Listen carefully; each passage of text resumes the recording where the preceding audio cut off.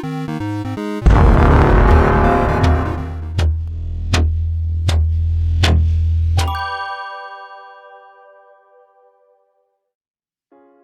that you've completed messing around with layer styles a little bit, let's talk about having to rasterize an image. So you'll notice the text layer.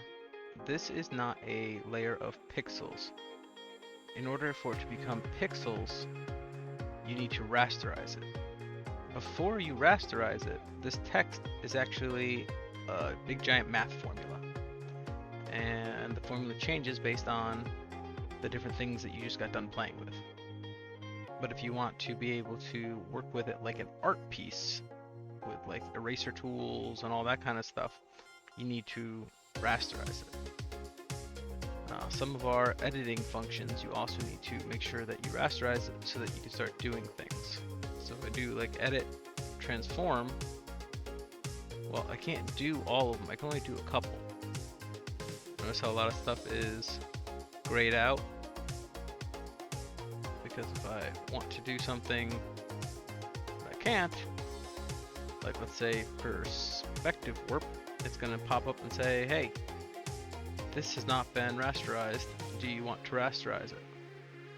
Also, if you want to just rasterize it, you can go to layer, rasterize, and there's, type or layer. We can rasterize the layer. So once we've rasterized the layer, now I go to edit, transform, and suddenly I can do more things.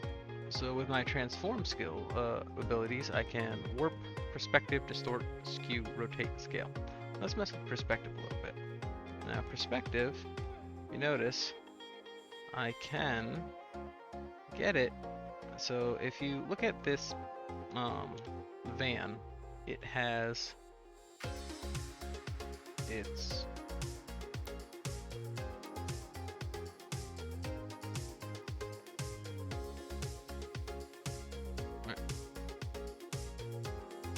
So if I look at the perspective of it, the fact that it is in 2-point perspective.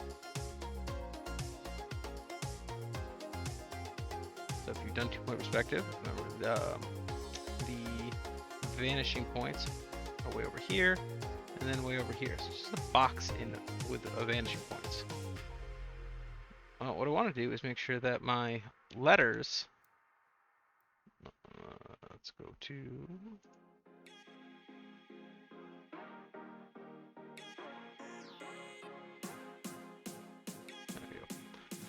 here in our history.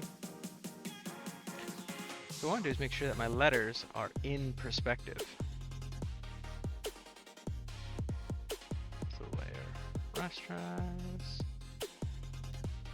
edit, transform, and let's go with perspective.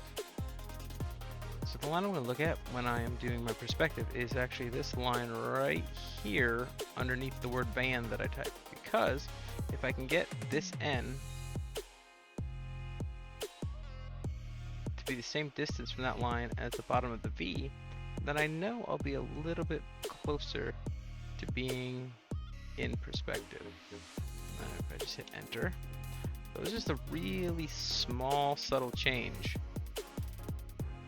Now let's do something a little bit longer. Alright, come on. Go.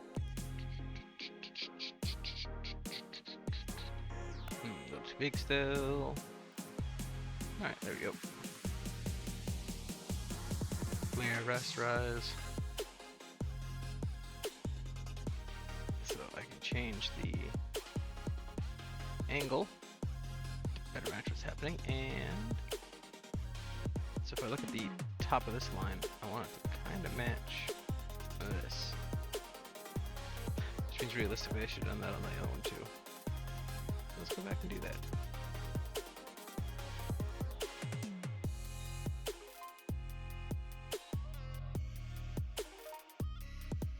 I'm gonna just put this in the middle of that light, this in the middle of this light. Get my other ones lined up just a little bit. I can also do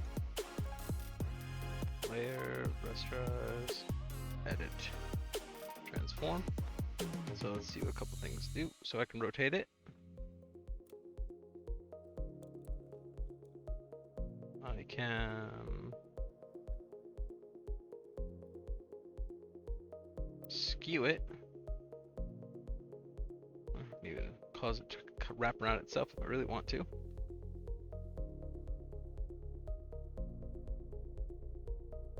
So skew is really weird, but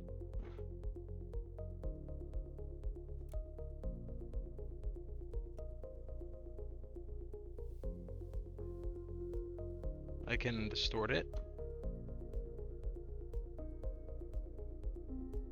And notice because I rasterized it, it now has a pixelated edge, so the larger I make it, the more pixelated it's going to become.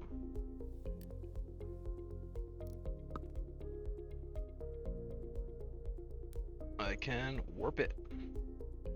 I see how that mesh shows up.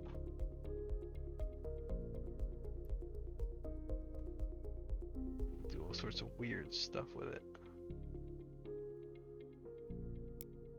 So what I'd like for you to do for your second JPEG image is play with the edit transform tools.